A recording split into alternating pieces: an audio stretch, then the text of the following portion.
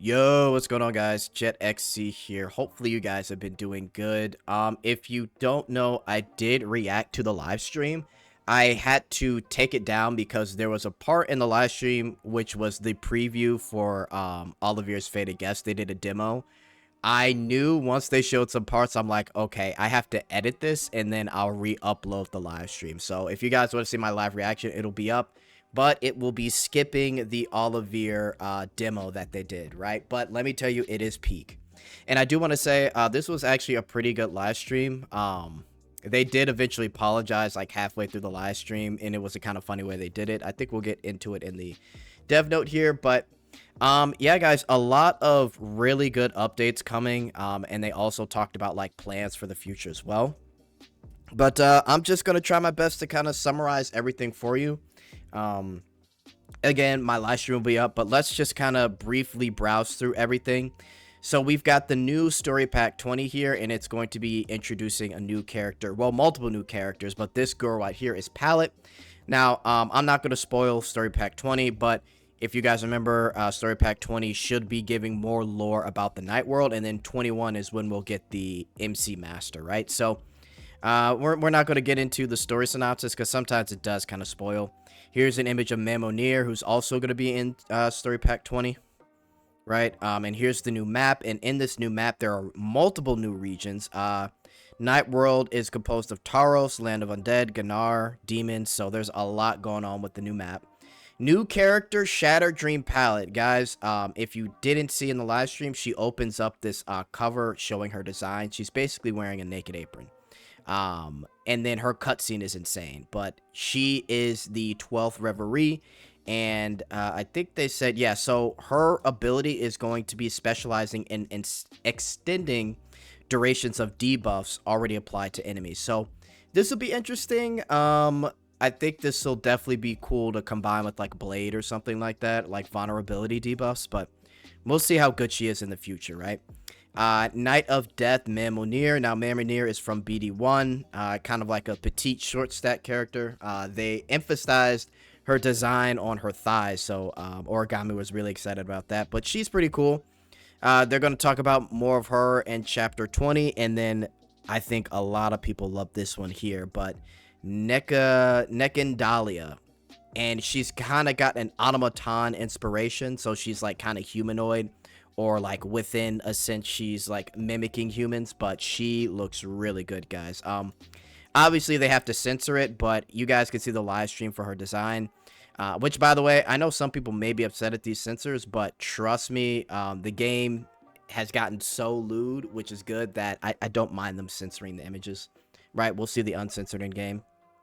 But yeah, she is the 6th Reverie, so in the story, she's slightly stronger than Darien, pretty much, and she's weaker than oh, shoot, the chick from Golden Coliseum. I forget her name. But the girl that has the muscles, the muscle girl, right? So yeah, she will be a future character, but she will be in NPC jail. The new character we're getting next week is Palette, and I think after Palette we probably will be getting Mamonir, but Palette is the new person. Obviously, retired Olivier will be going on all the way to the 18th of March, because you definitely want to get that Gluppy Diner, guys. Trust me, just get a copy of her. We've got a new season event that's going to be focusing on Palette and her being an artist and things like that, and her past with Mamonir. And we got an image of all three of them like kind of fighting in a sense. There will be slice of life stories, which a lot of people seem to like in general. I want to highlight this because they're making a change to make like sexier female fiend hunt bosses and guild raid bosses. This is the new guild raid boss. It's kind of like a dominatrix type boss, I guess.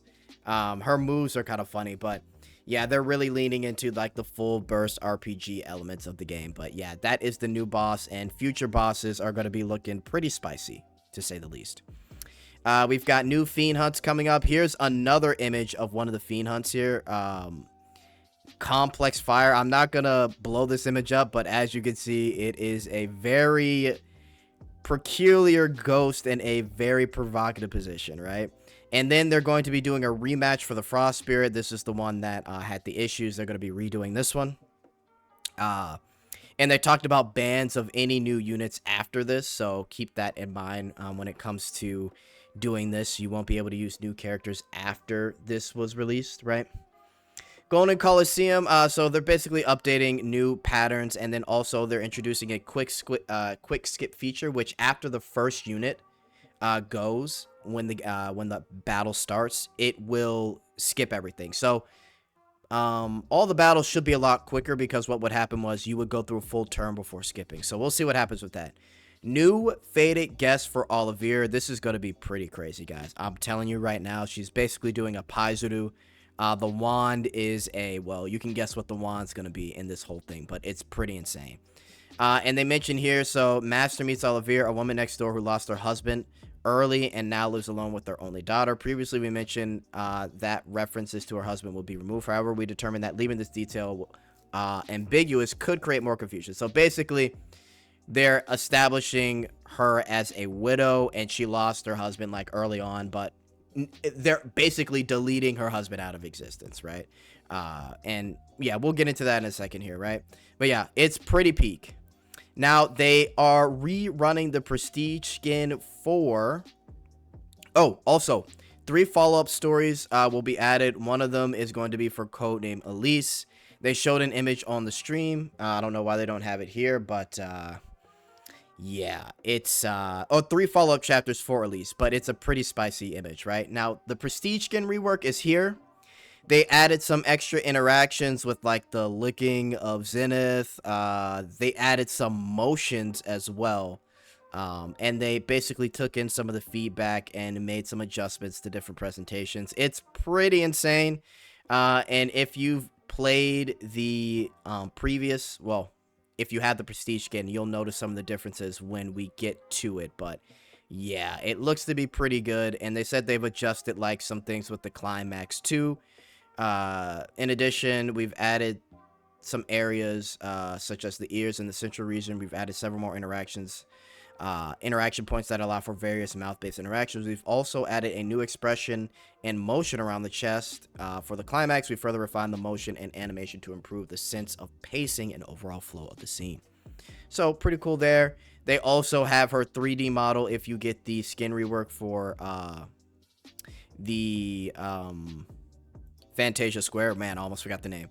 So yeah, now the special skin, guys. So this is the very first special skin, and check out the live stream because this is a really good skin. I'm not gonna lie, Helena looks really good in this skin. So the difference between a special skin is it includes everything but an interaction, right? So new costume, new skill cutscene, has the SD standard character and like running animation.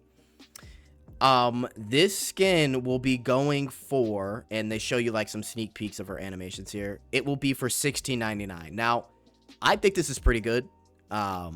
It undercuts like Nikkei and a lot of other gacha games that sell their skins for 20 bucks. The quality that Browndust2 gives, I think $16.99 for all the stuff they're giving except for the interaction. I think $16.99 is actually pretty fair, to be honest. In Snowbreak, you're paying like $15 for a skin.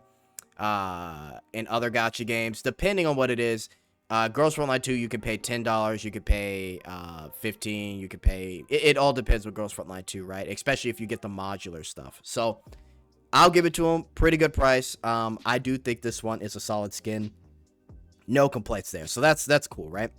Now they have updates for faded guest voiceovers. That's basically it. Fantasia Square event. They're going to have an event where every 10 minutes, every hour, or what is it? Every hour, the first 10 minutes, you could basically play like a mini game. And then another thing, they have statues of the developers. So this is like a part of their apology, right?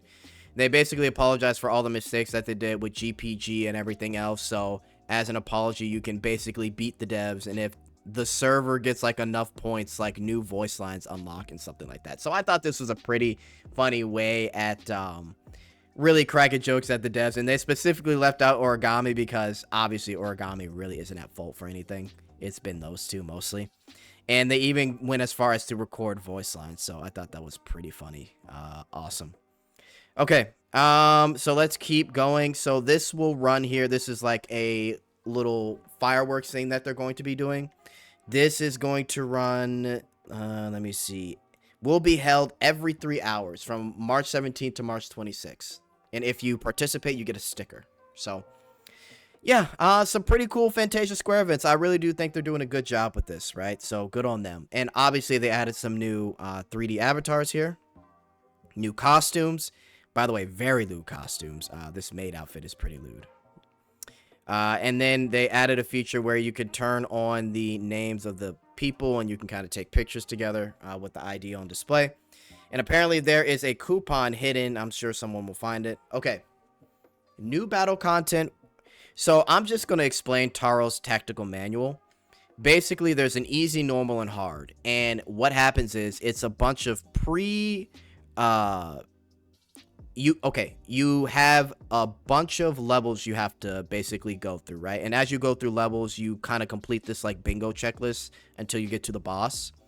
You are given a bunch of battles to essentially complete, and you have characters that are basically given to you, so it doesn't matter if you don't have any built characters. This is basically testing your knowledge on the game, right? That's pretty much it. So you can do easy, normal, hard, and then you get a bunch of characters that are already staged for you, and you have to beat it. Now, the rewards are 1,000,000 gold. You get 300k refining powder and a sticker. This is an event that's every month, so don't stress on it too much. Every month, 300 refining powder, I guess, is decent. So, I mean, yeah, pretty straightforward. Like I said, they give you a bunch of characters to kind of complete the mission, and yeah, you kind of go from there. Now, story improvements and directions. So I'm just going to summarize this here, guys. On March 12th, references to Olivier's husband will be removed from Going Home and Story Pack 18. Along with this change, the story effect of Going Home, the home screen background, event title, and the ID will be removed. And if you purchased an ID card, it will be refunded. So, yeah. That's pretty much what's going on with that. So again, Olivier's husband will be removed from Going Home and Story Pack 18. Again, we already know this is a thing. They're not changing their stance on this, which I'll get into here. After March 26th, Eclipse's master setting and Celia's cookie scene will be revised.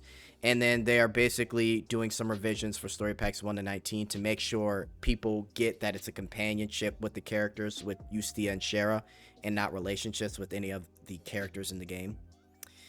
And that said, so this is what they said with a lot of feedback. No additional changes will be made beyond what has already been announced. So they've put the essential line in the sand. If you don't like the changes, they're not budging.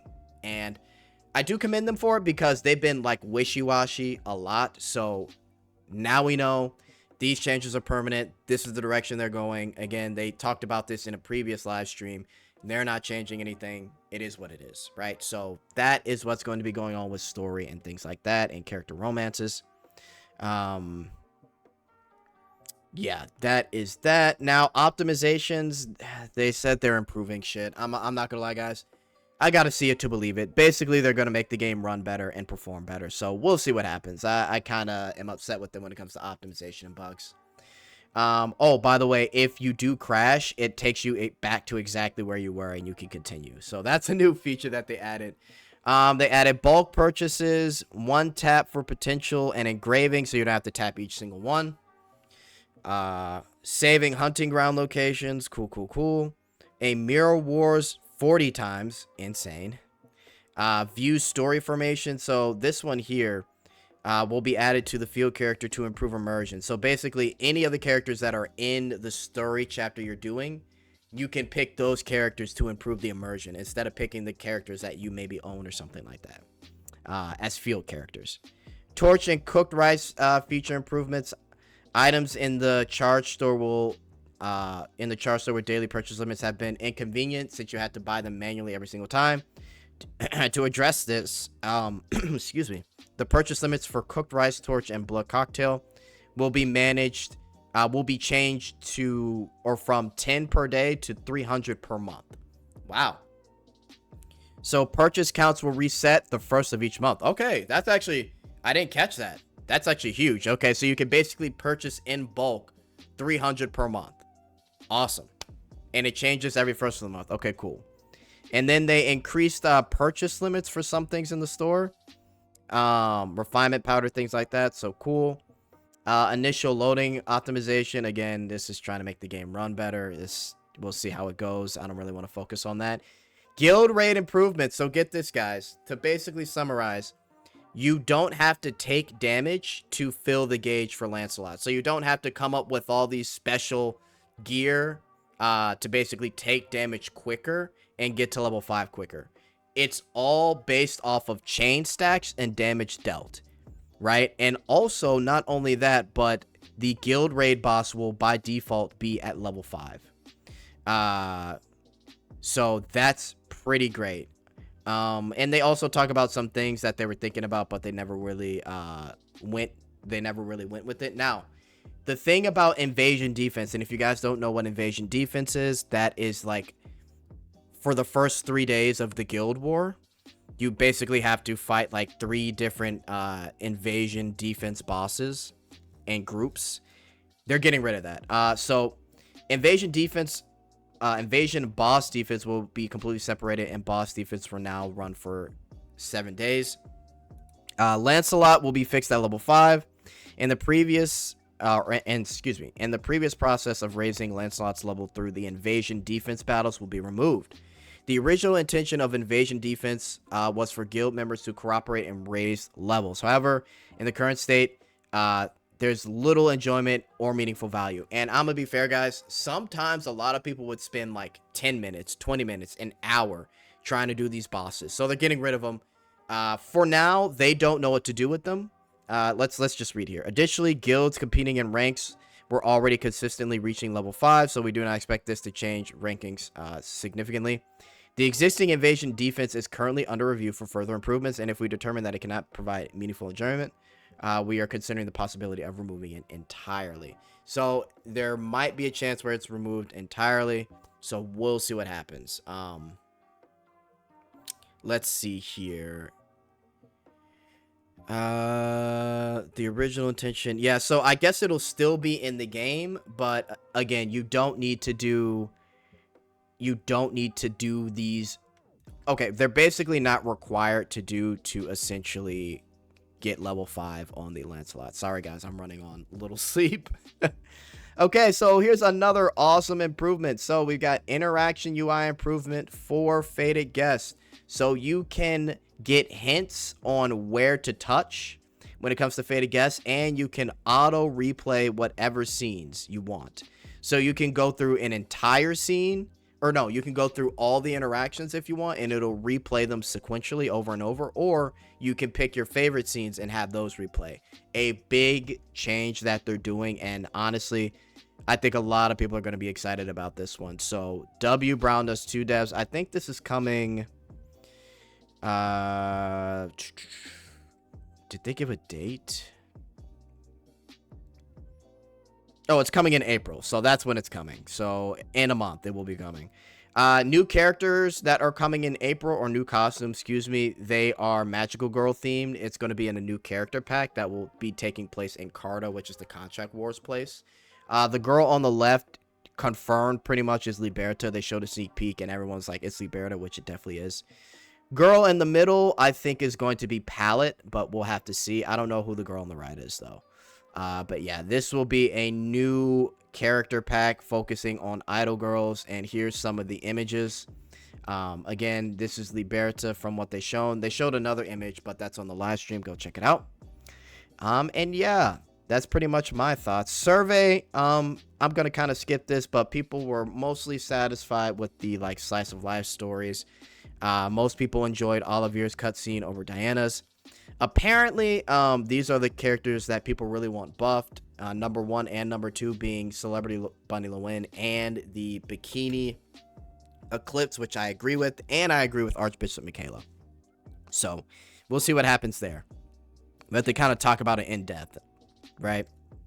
Also, they talked about how people like their adjustments when it comes to power level. Like, what do they prefer?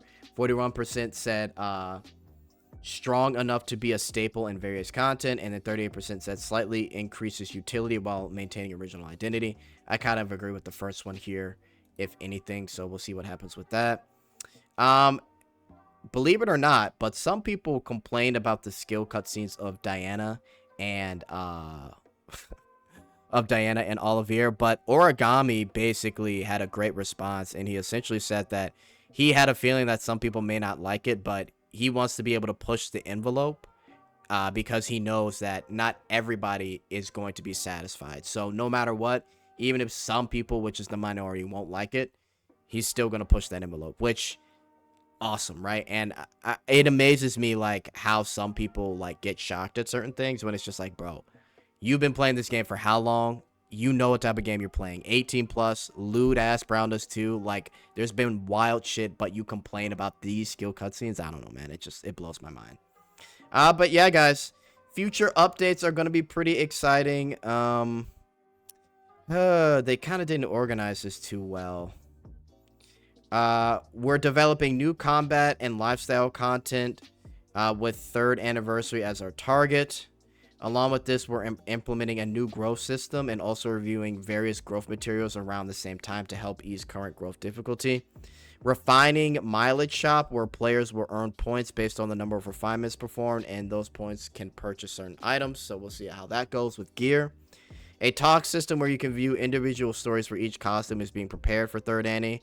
Along with this, an affinity system tied to talking will be added as well. We are currently considering granting a collection style buff that increases crit rate of all characters with a costume's affinity is raised. That will make crit rate less useless to build, but hey, we'll see. We're already kind of at that point. Golden Coliseum, new rules will be rolled out. Tactical manual will receive an update that allows it to include boss battles like Fiend Hunter. Oh, okay. Which is the mode we went over earlier. For guild raids, we are currently planning to either improve invasion defense or remove it. For Fiend Hunt, we're considering a feature that would allow players to immediately challenge up to the level they cleared during the practice period once the actual hunt begins. We also are reviewing a feature that would allow players to load the formation used in practice battle. That would save so much time. Unbelievable how much time that would save. I would really love to see this implemented. That would save so much time. You do it once in practice mode. You were able to get to like level, I don't know, 14 and you stop like halfway through. Boom. Next week, you implement that same thing and it also saves your battle formation. Additionally, rankings for Fiend Hunt and guild rate will be expanded up to top 1,000. Okay, so top 1,000 will be recognized. For future Fiend Hunt bosses, we plan to introduce more female type bosses, which I explained earlier. And we're also reviewing the possibility of outfit destruction effects that occur in the battle progress. Okay, so adding a little bit of sexy to it. For the 3rd anniversary costume balance patch, we plan to expand the scope of balance adjustment based on the results of this survey. Awesome. For lifestyle content, we are considering allowing players to gain fishing EXP from fish traps in addition to auto fishing, and we are also planning improvements to the aquarium. My Room, UX improvements, and paid packages for the web shop. And they will be rerunning male characters similar to how they did in 2.5 for like a very short period. And then other items in preparation, you can kind of read these. Favorite filters, character-specific hungry speech bubbles, interaction, text change, added short cutscenes during battle. Added short cutscenes during battle. Let's see. Added new home screen wallpapers. Oh yeah, they're adding more. I think it's like maxed out at 20 right now, right? So they're gonna be adding more. Guild chat support in Fantasia Square. Move the ranking statues in Fantasia Square closer. Show expected rewards when consuming cooked rice. Home menu support or home menu sorting options, and then improved D1 display. So yeah, a lot of stuff to look forward to. I'm actually curious about the added short cutscenes during battle. Oh, you know what? I think that might be for story. We'll see about that. Okay, guys, that's pretty much it. A lot of good stuff is coming. I just hope the devs don't make any more dumb-ass decisions. We'll see what happens. Olivier Faded Guest next week. We've got Palette next week. I'll talk about some other stuff in another video, but for now, this is just like going over everything as a synopsis. So let me know what you guys think of all this in the comments, man. Quite a bit, but hey, A lot coming. All right, I'm out. Later.